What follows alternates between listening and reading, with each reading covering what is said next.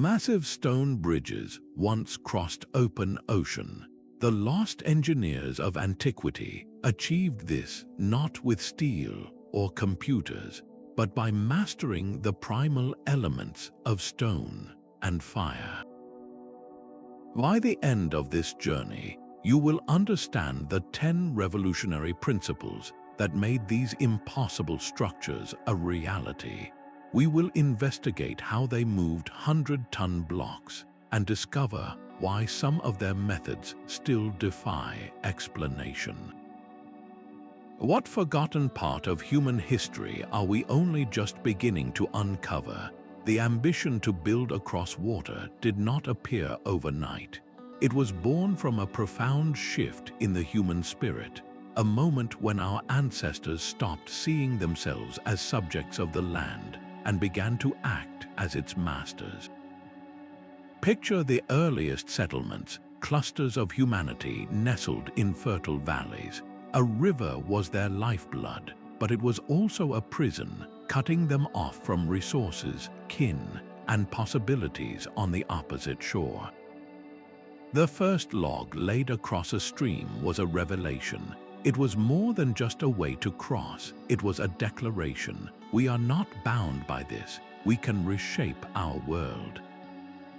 This spark of defiance grew into a fire, a collective vision that propelled societies from simply surviving to building legacies in stone. What drove this change? It was a powerful fusion of need and belief.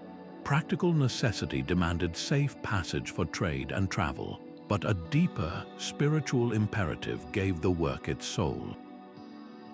To build a bridge was not merely an engineering task, it was a sacred act, a physical prayer that connected communities to their gods and to each other. The stones themselves were believed to be imbued with life, and placing them was a way of bringing cosmic order to a chaotic world. This shared purpose unlocked a remarkable thing: the ability to coordinate labor and resources on a scale never before attempted. It required a new kind of thinking, a primitive but effective grasp of physics. Through trial and error, they learned which stones could bear weight, how to shape them, and the critical importance of a stable foundation. This was the fertile ground, the essential mindset from which the impossible bridges of the open sea would eventually rise. This initial choice, the selection of the very stone, was where the magic truly began. Before a single block was moved or set, ancient engineers engaged in a profound dialogue with the earth itself. They understood that not all stone was created equal, and their methods for identifying the perfect material bordered on an art form. They sought out specific types of granite, limestone, and basalt, chosen not at random but for their inherent properties. Density determined strength, the direction of the grain influenced how it could be split, and resistance to weathering promised a legacy that would last for millennia. This was geology mastered by intuition and experience. The chosen rock was then harvested from its bed in quarries, often located in breathtakingly remote and difficult terrain. Here, they employed a technique as brutal as it was brilliant: fire setting. Workers would build controlled fires directly against the rock face. As the stone glowed with heat, they would douse it with water, causing the rock to fracture and split along precise, natural lines. This was not a haphazard process. It was a delicate dance with thermal dynamics, using expansion and contraction to persuade the earth to give up its bones. Through this method, they could liberate monolithic blocks, some weighing as much as several hundred tons, from the living bedrock. But extracting the stone was only half the battle. The real challenge began when this colossal weight needed to be moved. Transporting a 100-ton block of stone from a mountain quarry to a distant coastline was a logistical nightmare solved with simple physics and immense human effort. They used wooden rollers, greased sledges, and an intricate system of ropes and levers to inch these giants across the land.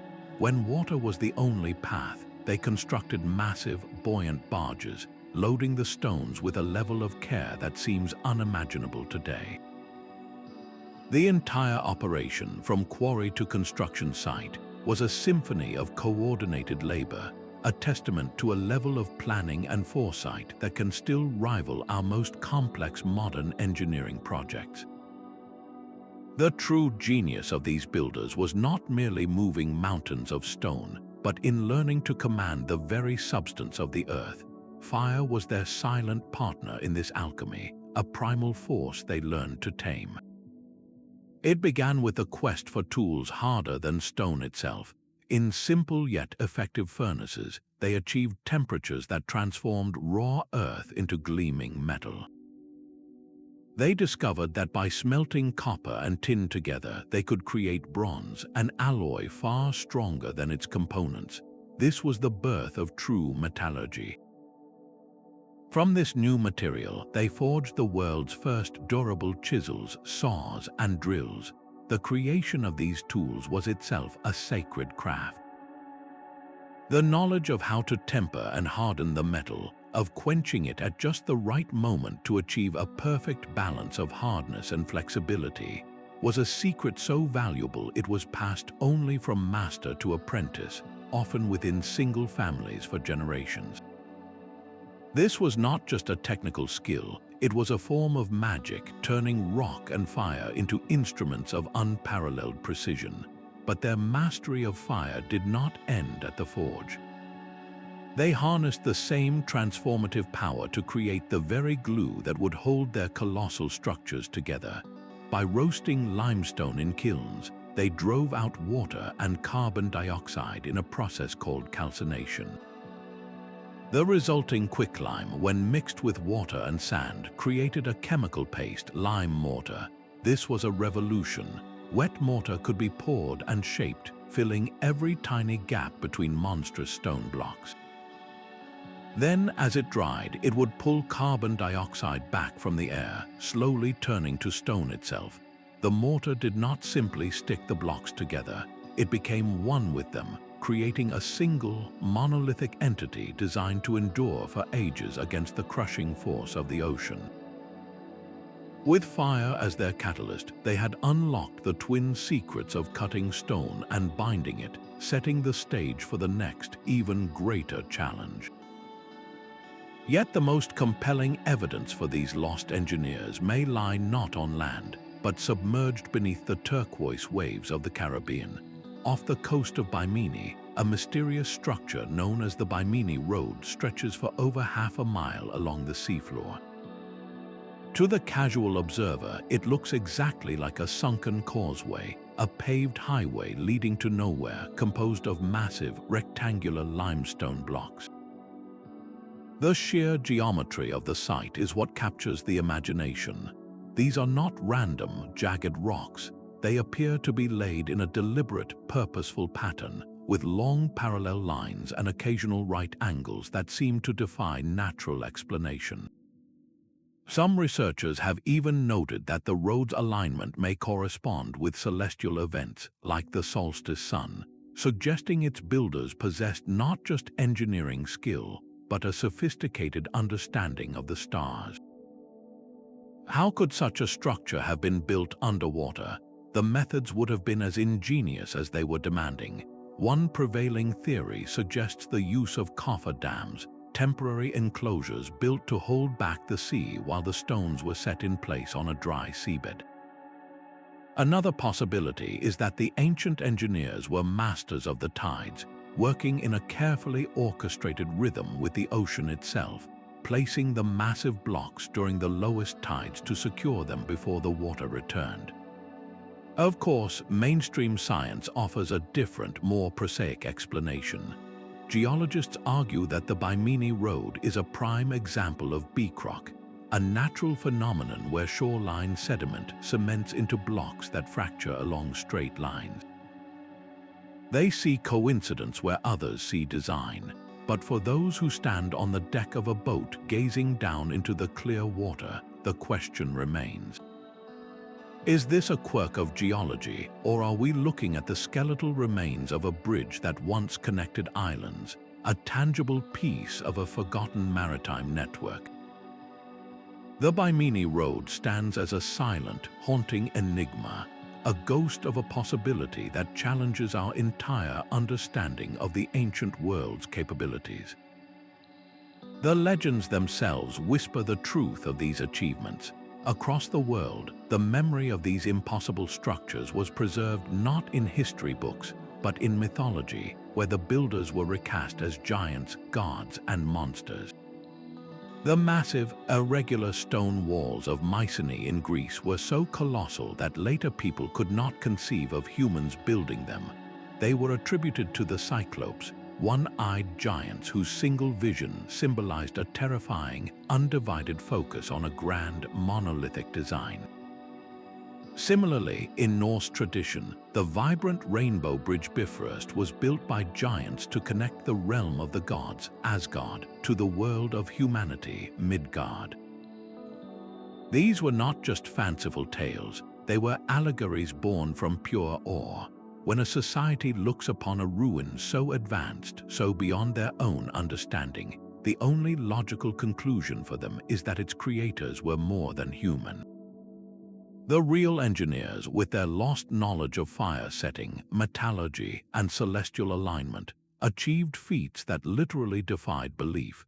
Their legacy became myth because their work seemed to occupy a space between the natural and the supernatural. What does it say about their skill that the most logical explanation for their bridges and walls was divine or giant intervention? These stories are a cultural fossil, preserving the shock and wonder that these real human architects inspired. They are the ultimate complement, proof that their work was so perfect, so enduring, that it blurred the line between human capability and the realm of the gods. Building a bridge that could withstand the open ocean required a foundation of absolute precision. The slightest error in level or alignment, magnified over miles of water, would doom the entire structure. Without lasers or satellites, ancient engineers turned to the most fundamental forces for guidance: water and light. Their primary tool for establishing a true level was deceptively simple: a long, water-filled trench. Water always finds its own level, and by observing its flat surface in these carefully dug channels, they could transfer a perfect horizontal reference point across the entire construction site. This method was so effective it remained in use for centuries, but level ground was only half the battle. The bridge also had to be perfectly straight. For this, they looked to the sky. A simple gnomon, a vertical rod stuck into the earth, became their solar compass. By meticulously tracking the moving shadow it cast throughout the day, they could establish a true north-south line, a celestial roadmap etched onto the ground. For more complex angles, they may have used a device called a dioptra, a simple sighting tube mounted on a flat disc. By aligning the sights on two fixed points, perhaps on opposite shores, they could measure the angles between them with surprising accuracy. This is the principle of triangulation, a geometric concept they understood intuitively. To lay out a bridge across a wide channel, surveyors would have established base camps on both shores. Using a series of marker poles and a great deal of patience, they would have sighted back and forth, slowly building an invisible web of perfect triangles across the water. Every measurement was a conversation between land, sea, and sky, a slow, deliberate process where a single misaligned pole could spell disaster. The fact that we can still observe the breathtaking accuracy of their alignments today is not a lucky accident. It is the direct result of this painstaking, elemental surveying, a forgotten science of water, shadow, and stone. The Mediterranean holds whispers of an even deeper mystery, a construction technique that seems to defy the very laws of physics. Scattered historical fragments and perplexing geological oddities point to the possibility of bridges built not just with cut stone, but with stone that was partially melted and fused together. This process, known as vitrification, would have transformed the hard, blocky surfaces into a continuous, glass-like seal.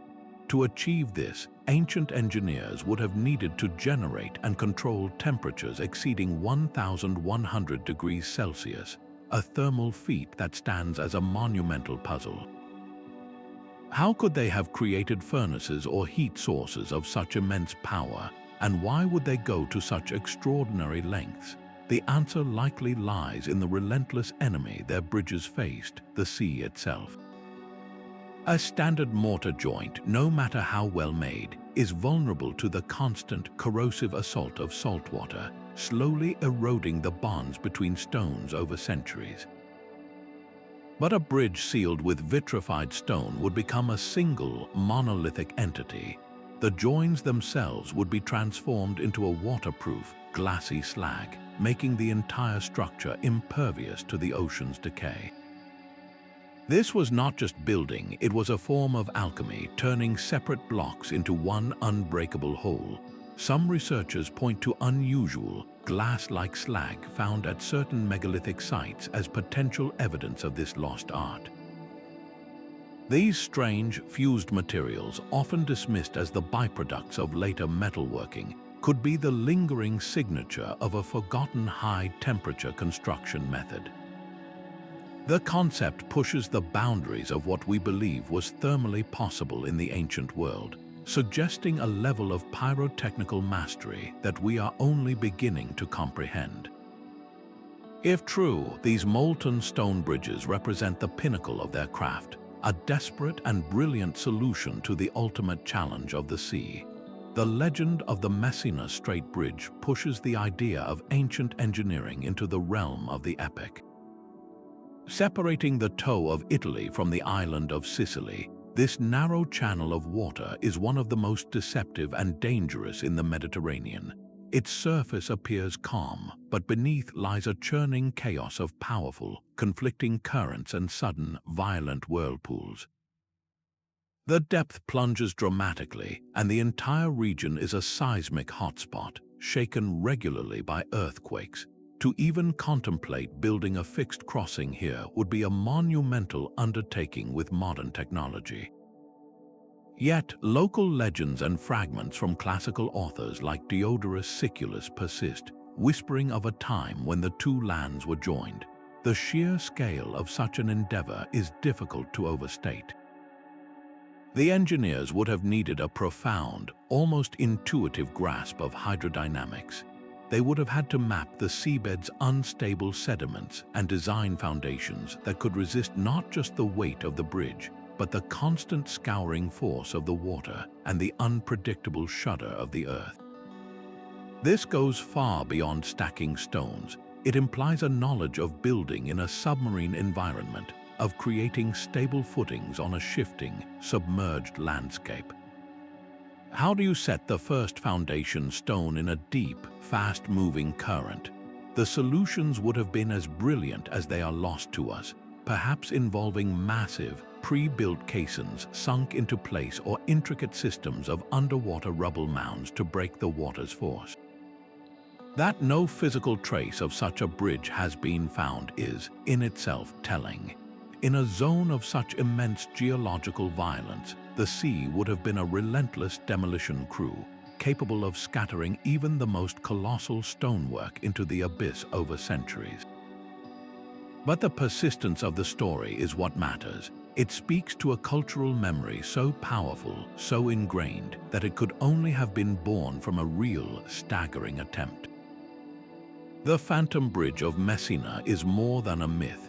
It is the ghost of an ultimate ambition, a testament to the day our ancestors looked at one of the sea's greatest challenges and decided they would not be stopped.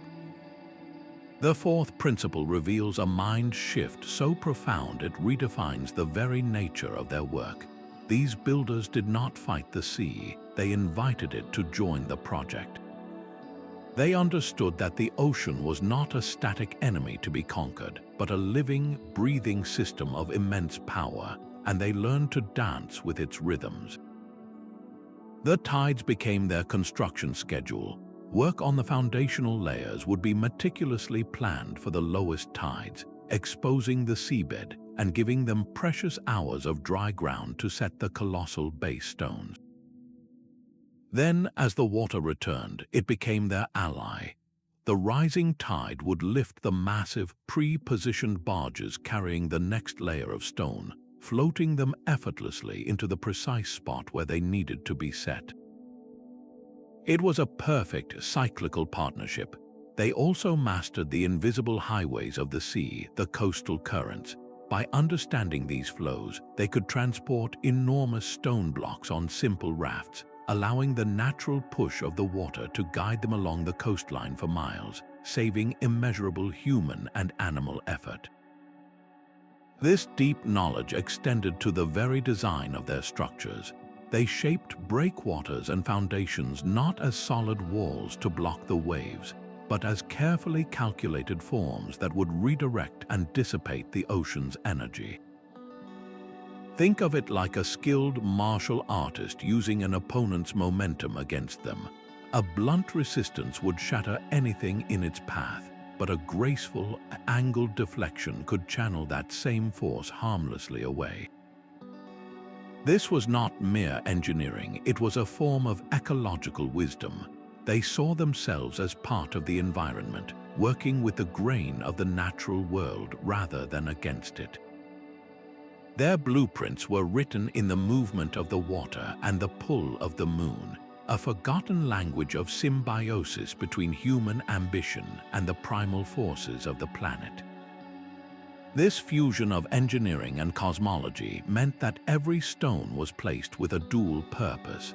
The very proportions of their structures were governed by sacred geometry, ratios like the golden section that were believed to echo the fundamental patterns of the universe.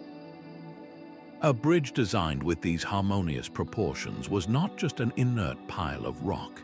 It was a living entity in perfect balance, resonating with the same mathematical order found in a seashell's spiral or the branching of a tree. This was not mere superstition, it was a profound understanding of form and function. A structure in harmony was inherently more stable, its pleasing proportions a physical manifestation of its structural integrity. But the celestial alignment went even deeper, serving a brutally practical purpose in an age before magnetic compasses. For an engineer aiming to connect 2 points separated by miles of open, featureless water, the sky was their only reliable map. They would choose a guiding star, one that rose or set in perfect alignment with both the starting point and the distant destination.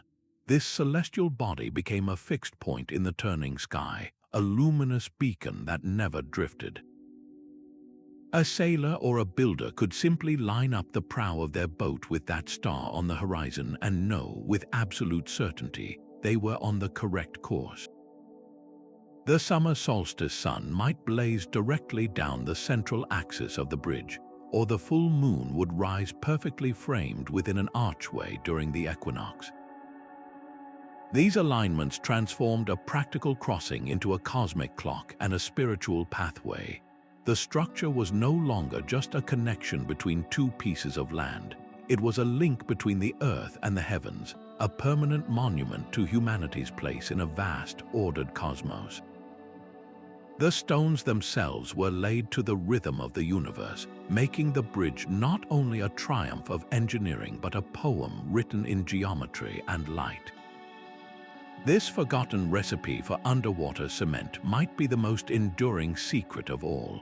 While we marvel at the colossal stones, the true magic often lay in the microscopic glue that held them together. The Romans are famous for their concrete, a material so potent it could cure and strengthen even when submerged. Their secret ingredient was pozzolana, a volcanic ash that, when mixed with lime and water, created a chemical reaction that bonded the mixture into a rock-hard mass. Yet hints and fragments suggest that even older seafaring cultures might have developed their own proprietary formulas, perhaps using materials harvested directly from the ocean itself. One compelling theory points to the use of processed coral and specific seashells. When these are crushed and heated, they undergo a transformation, creating a lime-rich powder. Mixed with seawater and other minerals, this powder could have formed a type of biocement, a living mortar perfectly adapted to its environment. The genius of such a material is its symbiotic relationship with the sea. Instead of being eroded by salt water, it would actually integrate with it, the minerals in the water continuously healing and strengthening the bond over centuries. This was not a static adhesive, it was a dynamic, self-repairing system. The knowledge of how to select the right corals, the precise temperatures needed for calcination, and the ideal mineral ratios for the mix, this was a chemical technology of the highest order. It was a recipe passed down through generations of artisans, a formula so effective that modern scientists are still conducting experiments to unlock its full secrets. The loss of this knowledge represents a profound rupture in our technological history. We are left staring at harbor walls that have withstood 2,000 years of ocean pounding, built with a substance we cannot perfectly replicate. What other elemental alchemies born from fire, sea, and stone have vanished from our collective memory? Mobilizing 1,000 hands to move a single stone required a different kind of magic, one of pure organization. The logistical genius behind these sea-spanning projects stands as a monument in its own right, a testament to human coordination on a scale that rivals any modern corporation. Picture the sheer numbers. A single project might require thousands of workers, not just unskilled laborers, but specialized guilds of quarrymen who understood the grain of the rock, transporters who mastered the art of moving the immovable, masons who could shape stone with breathtaking precision, and engineers who could read the tides and the stars. This was not a random gathering.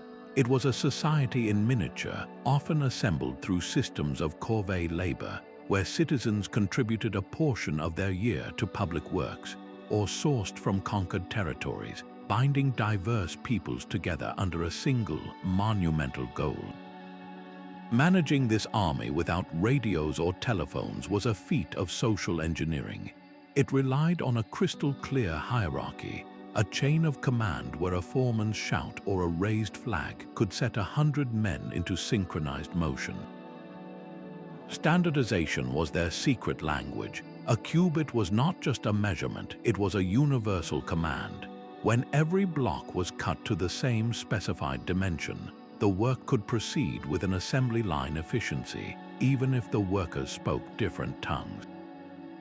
But what truly fueled this machine, beyond the crack of the whip or the promise of payment, there was a deeper engine, a shared cultural or religious motivation. To work on the bridge was to participate in a sacred act, to leave a permanent mark on the world for the glory of a king, a god, or the community itself. This shared belief transformed backbreaking labor into a pilgrimage, giving a profound sense of purpose to the man hauling a rope or the woman carrying a water jar. The most complex supply chain, however, was the one that sustained life itself. How do you feed and house 5,000 people on a barren coastline? A constant, flowing river of provisions was essential. Grain, dried fish, and legumes had to be shipped in from fertile inland regions. Fresh water, the most precious commodity, was often channeled through miles of temporary aqueducts or carried by a dedicated fleet of water bearers. The organization required to keep this human engine running day after day, year after year, is almost beyond comprehension. It proves a powerful truth. The true foundation of these impossible bridges was not just stone and mortar, but an unwavering faith in the power of a united human spirit. The stone itself became their parchment. Etched into cliff faces and hidden within temple walls, a visual language of spirals, grids, and intersecting lines waits to be read. For generations, these petroglyphs have been categorized as symbolic art or ritual markings, the spiritual scribbles of a primitive mind. But what if we have been misreading them entirely? A growing body of thought suggests these carvings are not mere decorations. They are functional schematics, the engineering blueprints of a lost world. Without a standardized written language for mathematics, these ancient architects encoded their technical knowledge into a universal vocabulary of shapes and patterns. A complex spiral, for example, might not depict the sun, but rather the core principle of the Archimedes screw, illustrating how to move water against gravity. A series of concentric circles could detail the load-bearing capacity of a layered foundation, showing how weight distributes through different materials. Even the repetitive zigzag patterns found across continents might be precise instructions for creating the undulating foundations that best dissipate the energy of ocean waves. Interpreting these symbols requires a radical shift in perspective. We must learn to see them not with the eyes of an art historian, but with the mind of an engineer. The key to their code lies in the marriage of form and function.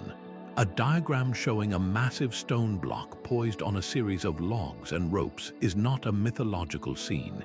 It is a direct illustration of a transport method, a step-by-step guide for moving the immovable.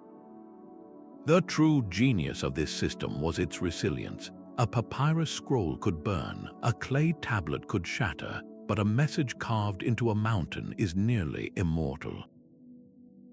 It allowed critical knowledge to be preserved across centuries and transmitted across cultures, bypassing language barriers. A master builder from one civilization could, in theory, arrive on a foreign shore and understand the foundational principles of a local bridge simply by studying the communal rock carvings. This was a decentralized, durable network of information, a Stone Age internet built to withstand the collapse of empires. The most tantalizing codes may be those that relate to their chemical arts. Specific symbol clusters, perhaps a triangle intersecting with a wave, might record the ideal formula for their seawater mortar, indicating the ratio of quicklime to crushed seashells. Deciphering this visual language is more than an academic exercise. It is an act of technological archaeology.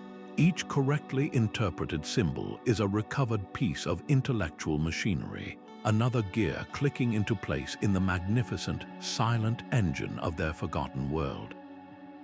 The legend of Atlantis is far more than a simple tale of a sunken city. Plato's detailed account describes a civilization of master engineers, a society that sculpted its entire island with concentric rings of water and land, connected by monumental bridges and tunnels. While most scholars view this as a philosophical allegory about hubris, a compelling thread of speculation suggests it could be a distorted echo of a real, technologically advanced maritime culture. The description of their greatest marvel, a mysterious metal called orichalcum that gleamed like fire, aligns perfectly with our theme of lost material science. Imagine a bronze-like alloy, but superior, perhaps harder and more resistant to the corrosive power of seawater, a material that would have been priceless for constructing the fittings and tools needed for massive harbor works. The Atlanteans, according to Plato, did not just build with stone, they terraformed their entire capital, creating artificial islands and canals on a scale that seems fantastical. This sounds less like primitive construction and more like the work of a culture that had fully mastered the principles of hydroengineering and celestial alignment we have been exploring. Could this be a folk memory of the Minoan civilization, whose vast palace complexes and advanced plumbing on Crete were suddenly wiped out by the volcanic explosion of Thera? Or does it point to an entirely unknown seafaring people whose achievements were so complete that their collapse left only a ghost in our collective stories? The true power of the Atlantis narrative is not in its literal truth, but in what it represents, the enduring human belief in a golden age of impossible skill, a peak of technological prowess that was ultimately lost to a great cataclysm, be it earthquake, flood, or the slow erosion of time. It is the ultimate encapsulation of the lost engineer, a figure whose shadow stretches across millennia, challenging us to ask what we, too, might one day forget. Sound itself may have been their most sophisticated tool. The sixth principle moves beyond the tangible world of levers and fire into the invisible realm of vibration, a frontier where physics and esoteric tradition meet. We find whispers of this idea in legends from Tibet to the Andes, stories of monks or priests using sacred chants and massive drums to lift stones into the air. The concept is acoustic levitation, the use of precisely tuned resonant frequencies to counteract gravity's pull. Imagine a massive granite block, not as a dead weight, but as a dense collection of atoms all vibrating at a specific, subtle frequency. If you could match that frequency exactly, you could, in theory, create a standing wave of sound energy powerful enough to make the stone seem to weigh less, to become semi-buoyant.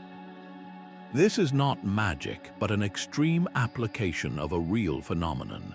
Modern experiments have shown that specific sonic frequencies can cause granular materials like sand to form intricate, stable patterns, and can even manipulate droplets of liquid, suspending them in midair.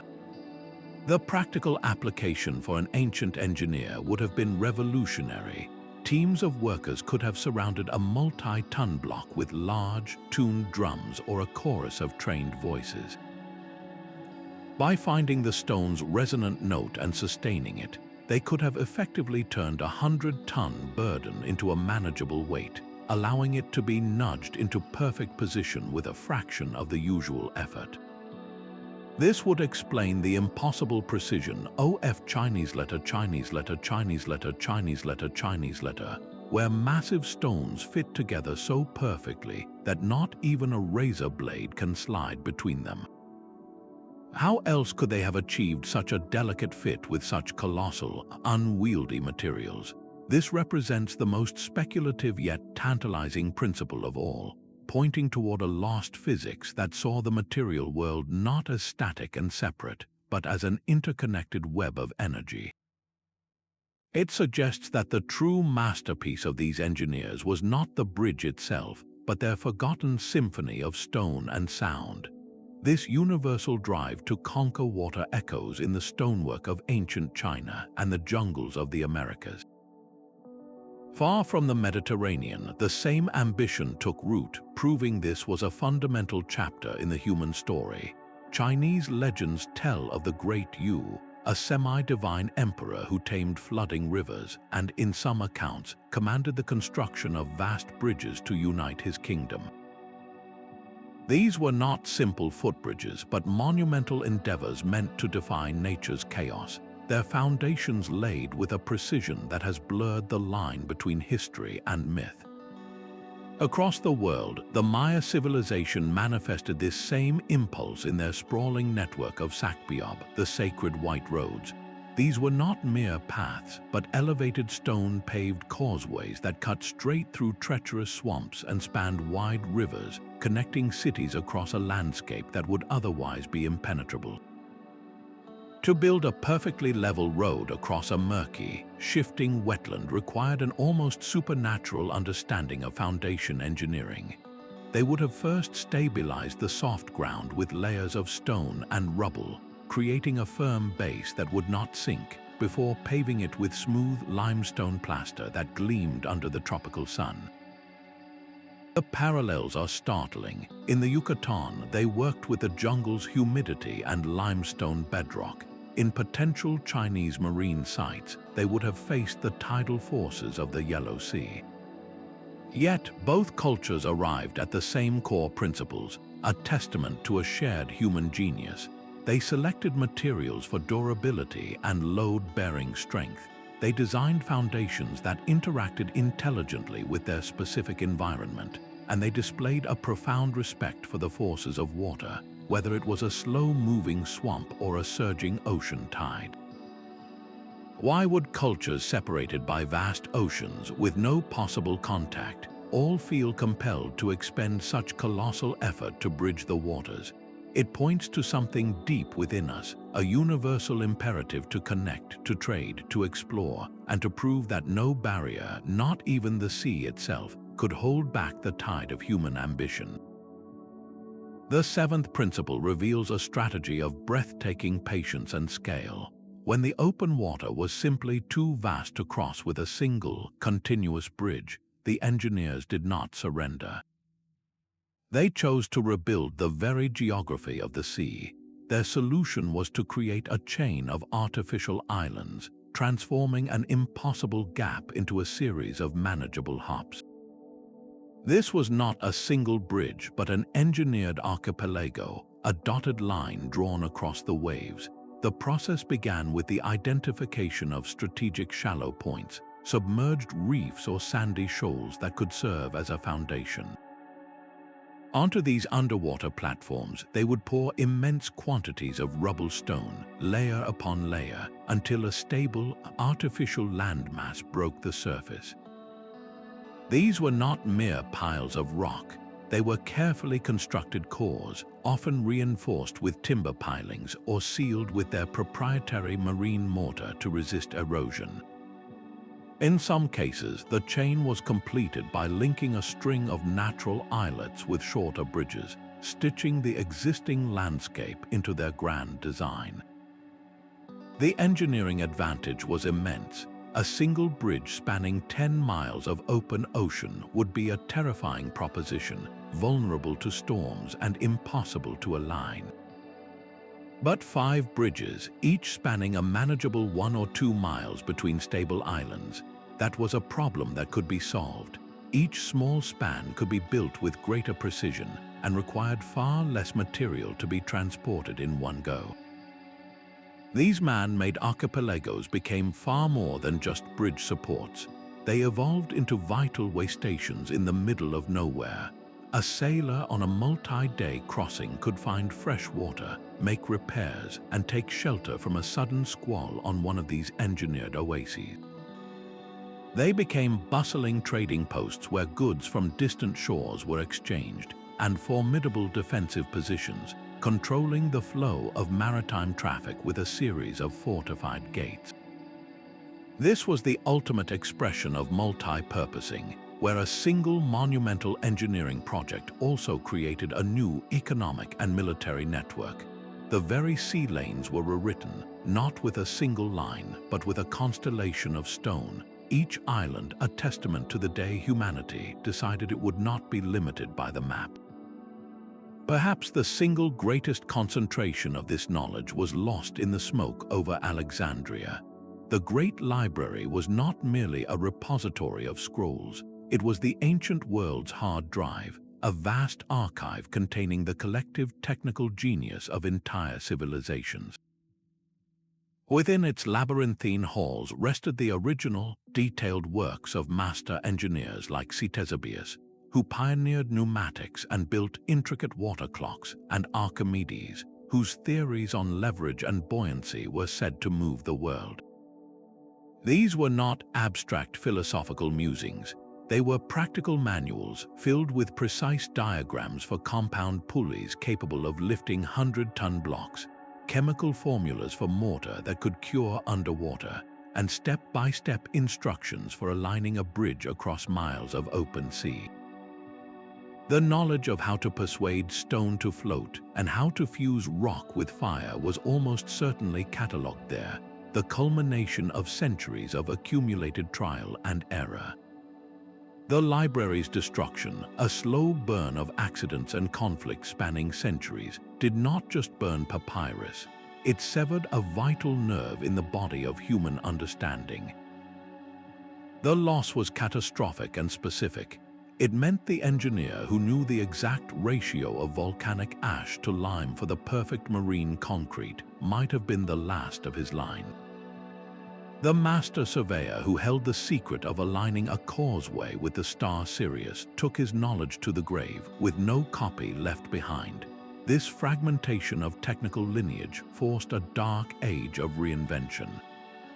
Later builders, staring at the colossal ruins of their ancestors, were often left to guess, to experiment, and to fail, rebuilding from scratch what had once been standardized, taught, and perfected. This is why the quest to reconstruct this lost knowledge is so urgent. Modern researchers are not just digging for stones, they are piecing together a ghost library. They analyze the molecular structure of ancient mortar, hoping to reverse engineer its recipe.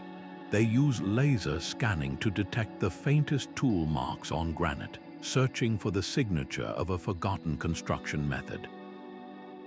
Every fragment of a papyrus found in a desert tomb, every new interpretation of a petroglyph, is another recovered volume from that vast, silent archive. We are not just searching for lost bridges, we are trying to read the ashes of Alexandria.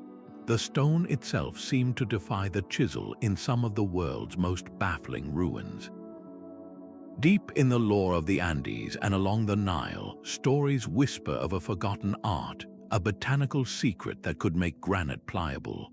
Legends speak of a sap or a brew, a liquid extracted from specific plants, that when applied to the surface of a stone would cause it to soften temporarily, becoming as malleable as wet clay. A mason could then press a hard rock into it to leave a perfect impression, or even sculpt the edges by hand to achieve those impossible, seamless joints. To our modern understanding of chemistry, this seems like pure fantasy. No known plant extract can literally soften solid granite.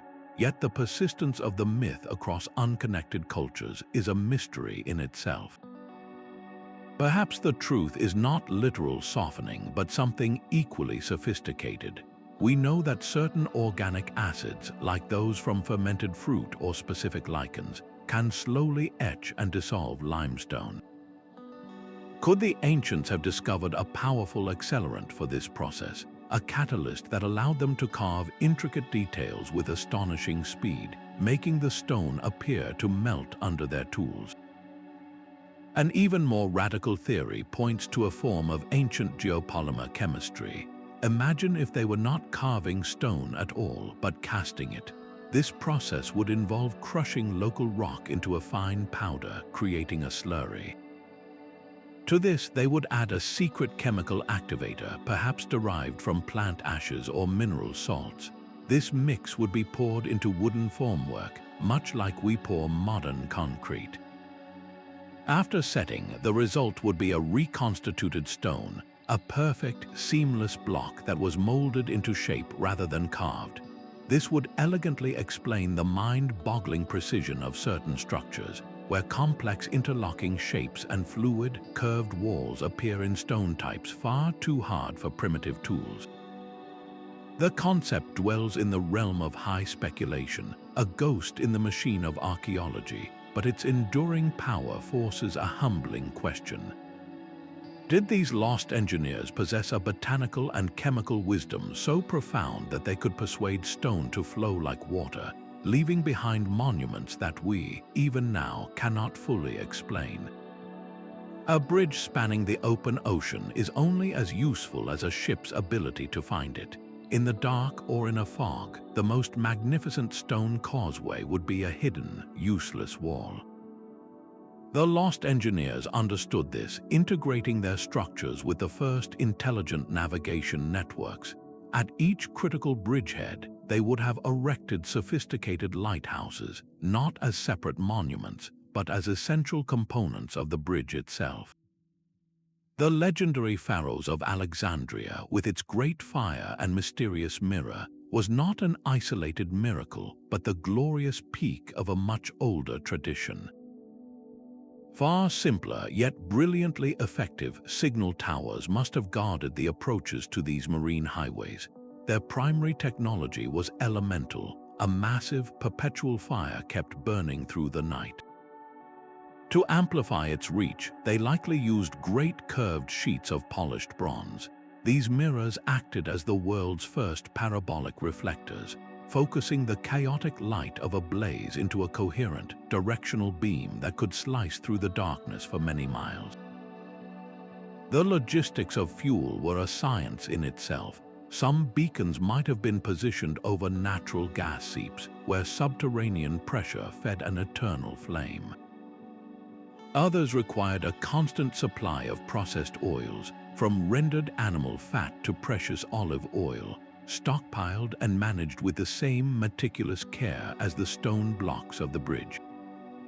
The true genius, however, lay in the synchronization of these towers across a network. A lone light is a point of hope, but two or more lights create a path. Mariners at sea would have been trained to align specific beacons. When the fire from the eastern tower lined up perfectly with the fainter glow of the western one, a sailor knew he was on the correct heading, his course verified by a line of fire drawn across the water. This transformed a static stone bridge into a dynamic, intelligent system. It was a seamless fusion of architecture and guidance, where fire became the language that spoke to ships and stone provided the destination. The bridge did not just exist, it actively called its travelers home, completing a perfect synergy of elemental engineering. The ocean was not the only force these bridges had to withstand. In many of the world's most active seismic zones, from the Mediterranean to the Andes, the ground itself was a constant, unpredictable threat.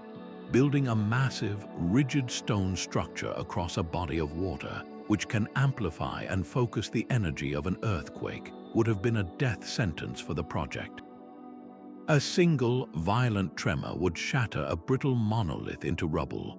The solution they developed reveals a breathtaking grasp of structural dynamics, a ninth principle of seismic engineering. They understood that to survive an earthquake, a structure must be able to dance. Instead of fighting the immense, chaotic energy, they designed their bridges to absorb it, to move with the earth rather than against it. The evidence for this is etched into the stone itself. Look at the famous polygonal walls, the ones that fit together like a colossal jigsaw puzzle. While their precision is astounding, their true genius may lie in their flexibility. Each irregularly shaped block, locked tightly against its neighbors, could shift and tilt minutely during a quake. The entire wall would sway and settle, distributing the seismic force across countless tiny joints instead of concentrating it into a single, fatal crack. This was not just sturdy construction, it was a designed shock absorption system. The same principle was likely applied to their marine bridges.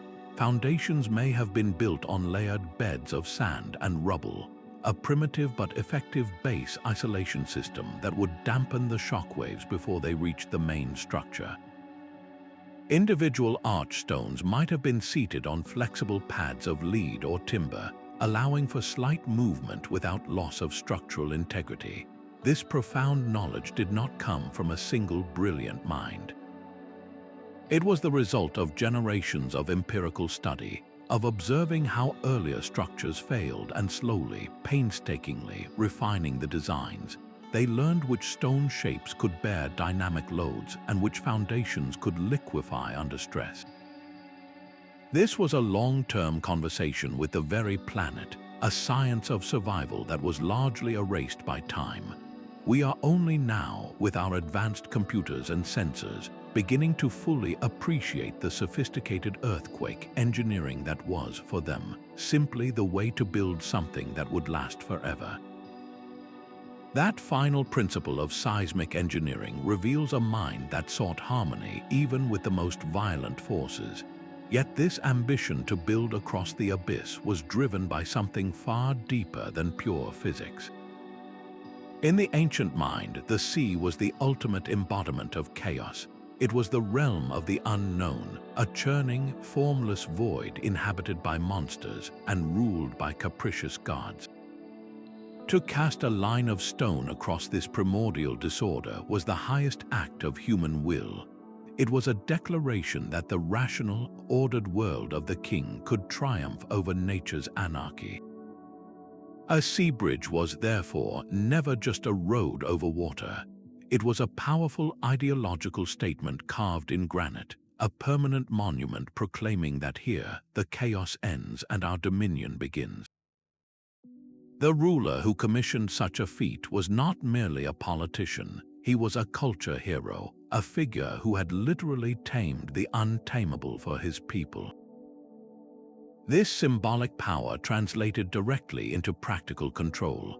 A bridge secured a kingdom's borders, allowing for the rapid movement of troops to quell rebellions or repel invaders. It became the ultimate toll gate, controlling the flow of precious trade goods and enriching the crown, but its most enduring value was as propaganda. The very existence of the bridge was a daily, visible reminder of the ruler's power, a stone sermon preached to every merchant, soldier, and farmer who crossed it. The immense resources poured into these projects, the thousands of lives dedicated to the labor, only make sense when we understand this dual purpose. It was not simply about building infrastructure, it was about constructing a legacy. The bridge was both a physical connection and a spiritual one, uniting not just two shores, but the people to the idea of an unshakable, ordered world, forged by a leader who had conquered the sea itself. The blueprints for these impossible structures were not kept on papyrus or carved in stone, but in the living memory of the builders themselves. In a world without widespread writing, the entire body of engineering knowledge, from the secret recipe for seawater mortar to the celestial alignments for a foundation, was preserved through an unbroken chain of spoken word. This was the domain of the master and his apprentice, a relationship that defined a lifetime. A young boy, often from the same family or guild, would be chosen not just for his strength, but for his sharp mind and unwavering patience. For decades, he would work beside the master, absorbing lessons that went far beyond simple technique. He learned the musical pitch a specific type of granite made when struck correctly, a sound that indicated its internal integrity. He memorized the exact consistency of the mortar mix by feeling it between his fingers, a knowledge that could never be written down in a formula. The most critical information was encoded into songs, epic poems, or rhythmic chants. The sequence for building a cofferdam, the ratios for a stable arch, the chant for coordinating 100 men to pull a rope, all were set to meter and melody. This was not for entertainment, it was a practical data storage system. The rhythm prevented steps from being forgotten. The melody acted as a mnemonic trigger, ensuring that the complex multi-stage processes could be perfectly recalled and transmitted to the next generation. This system created incredibly powerful, secretive guilds. A single family might hold the monopoly on the knowledge of fire setting, or the precise chemical process for creating the plant-based softening agent. Their power was their knowledge, and they guarded it with their lives. This is also the precise reason why such sophisticated techniques could vanish so completely. The chain of oral transmission was heartbreakingly fragile. If a master builder died suddenly from plague or in a battle, if his sole apprentice perished in a shipwreck, an entire library of technical wisdom died with them. The knowledge wasn't stored in a building that could burn. It was stored in a mind that could be silenced, leaving behind only the silent, majestic stones as a testament to all that was lost. The ghost of those ancient builders is stirring within our most advanced laboratories. Modern material scientists, armed with electron microscopes, have turned their attention to the one mystery that has outlasted empires: Roman seawater concrete. For centuries, we assumed our Portland cement was superior, yet here are 2,000-year-old harbor walls that have grown stronger in the very element that destroys our own constructions. The discovery was startling. Inside the Roman concrete, they found rare crystalline minerals growing between the lime and volcanic ash. These are not flaws, but the key to its self-healing properties. When seawater seeps into a tiny crack, it reacts with the volcanic material, forming new minerals that instantly fill and seal the fissure. Our modern concrete is static, it only decays. Theirs was alive, constantly regenerating itself. This has sparked a revolution in material science, with companies now actively developing self-healing bioconcrete, infused with bacteria that produce limestone to patch their own wounds. The ancient principle of working with the environment, not against it, has become the guiding light of sustainable engineering. We are finally learning that the most powerful force is not brute resistance, but intelligent cooperation. You can see this philosophy in modern designs for submerged floating tunnels, which use buoyancy to gracefully traverse deep fjords, or in tidal energy generators that capture the ocean's relentless pulse for power, much like those forgotten engineers used the tides themselves as a construction crane. They understood that local materials held the secret to longevity, and today we are rediscovering the wisdom of regionalism, reducing the colossal carbon footprint of transporting millions of tons of steel and cement across the globe. The quest to understand their lost fire has ignited a new one, a drive to build a world that can endure, just as their stones have.